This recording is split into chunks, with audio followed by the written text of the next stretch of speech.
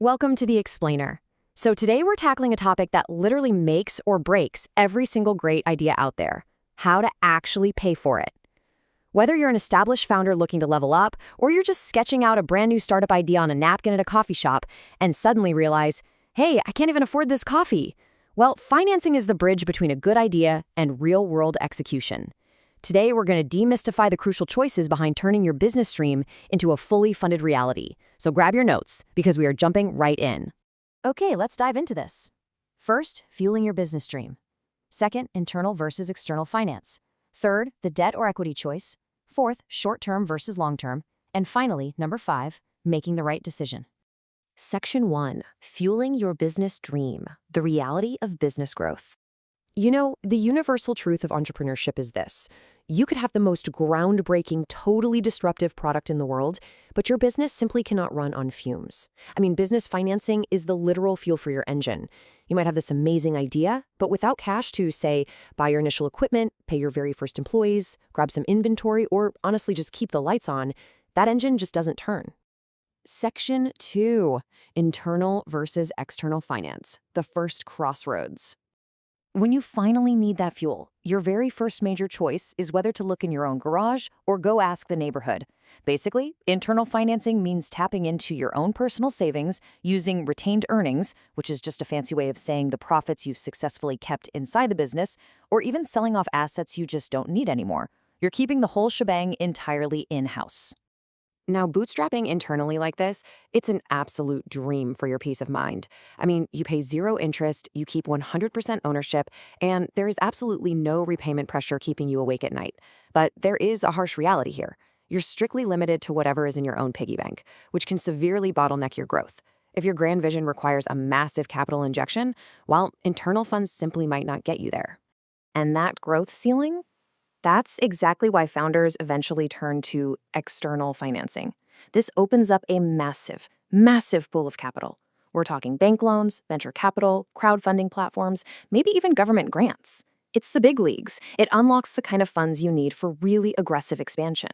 But, and this is a big but, always remember, this money always comes with strings attached.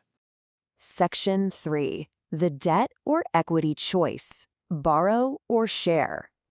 So if you decide to go outside for money, you immediately face the classic entrepreneurial dilemma. First up is debt financing. This is highly transactional. An institution gives you capital today, and you promise to give it back on a very strict schedule, plus interest, of course. Think along the lines of term loans, credit lines, or overdrafts. The beauty of debt? You are the sole captain of the ship. The bank doesn't get a board seat, they don't get a say in your daily operations, and the interest you pay might even be tax deductible. But the downside is pretty heavy. That regular repayment schedule can feel like a massive anvil just hanging over your head. And if your cash flow dries up, yeah, that anvil drops right on your business. So let's say you want to dodge that anvil. You'd probably look at equity financing. This means you are raising money by actually selling a share of your business to investors. You completely dodge those monthly loan payments, which is a huge relief, but you fundamentally and permanently change the DNA of who actually owns and controls your company. And this brilliantly illustrates exactly what we're talking about. Equity literally means taking a knife and slicing off a piece of your life's work. You might hold on to, say, 80%, but that remaining 20%, it now permanently belongs to someone else. The trade-off here is absolutely fascinating. On one hand, you get cash without those crippling debt repayments, and investors often bring this incredible network, mentorship, and just invaluable business guidance. But the cost? Well, you're giving away a permanent slice of your future profits, forever. Section 4, short-term versus long-term, matching the money to the need. Here's the thing, securing funding isn't just about where the money comes from. The timeline has to perfectly match your use case. Look at short-term financing, like overdrafts or trade credit. That is strictly for immediate fires, like making tomorrow's payroll or a sudden inventory restock. Long-term financing, on the other hand, like a commercial mortgage or a term loan, that's for, say, a massive 10-year factory expansion. A good rule of thumb to remember, never ever use a 30-year mortgage to pay next week's wages. Section 5, making the right decision, your final framework. All right, before you sign anything, you really need to run your decision through this mental checklist.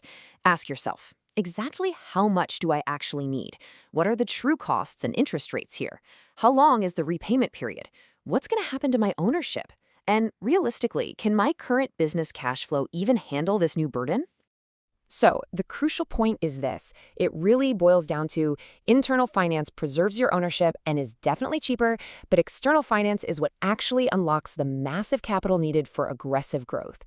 The winning strategy is treating your financing like a giant puzzle, finding the exact piece that perfectly fits your specific business goals. You've seen the mechanics, you understand the trade-offs, and you know the risks. So, looking at your own entrepreneurial journey right now, which path will you choose to fund your future?